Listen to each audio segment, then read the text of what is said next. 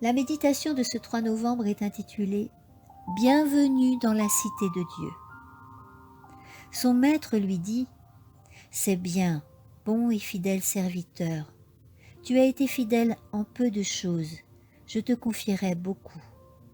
Entre dans la joie de ton maître. » Matthieu 25, 23.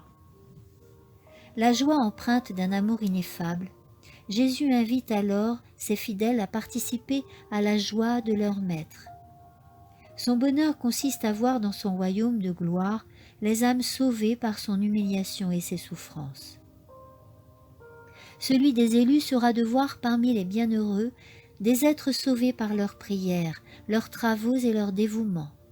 Tandis qu'ils sont réunis autour du grand trône blanc, une joie inexprimable inonde leur cœur à la vue de ces âmes et de celles gagnées par elles, rassemblées toutes dans le repos céleste, jetant leur couronne aux pieds de Jésus et admises à le louer pendant des siècles éternels.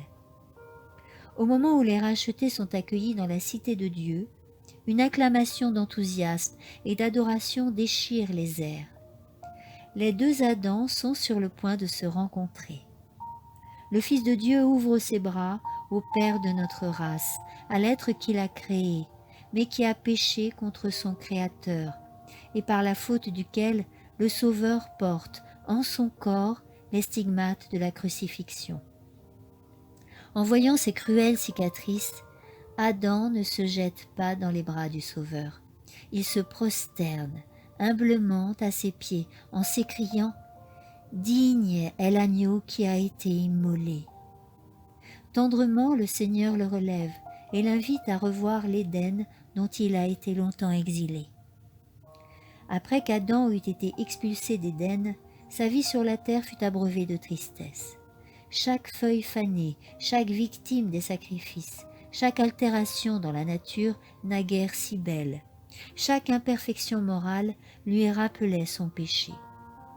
Humblement, patiemment, durant près d'un millénaire, il avait supporté la conséquence de sa transgression.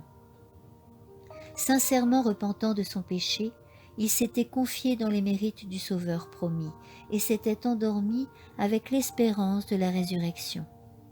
Grâce au Fils de Dieu qui a racheté l'homme de sa chute et grâce à son œuvre de propitiation, Adam peut maintenant réintégrer son premier domaine. Amen.